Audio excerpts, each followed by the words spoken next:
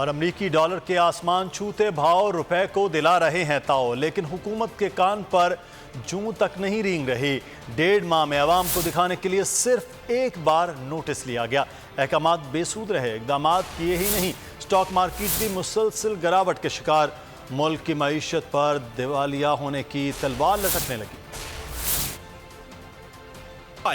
Dollar पड़ रहा है भारी। शहबाज हुकूमत डॉलर की ऊंची उड़ान रोकने में नाकाम। इंटरबैंक में डॉलर की कदर में ₹1.26 का इजाफा। डॉलर 201 रुपए 40 पैसे की सतह पर पहुंच गया। ओपन मार्केट में डॉलर 25 पैसे महंगा हो गया। करेंसी डीलर्स के मुताबिक ओपन मार्केट में डॉलर 201 रुपए 75 पैसे पर फरोख्त हो रहा है। माहिरीन का कहना है बढ़ता दरामदी बिल और बैरूनी कर्ज की अदायगी के बाइस रुपए पर दबाव बढ़ रहा है। हुकूमती नाअहली और डॉलर की कदर में मुसलसल इजाफे से पाकिस्तान स्टॉक एक्सचेंज में भौचाल।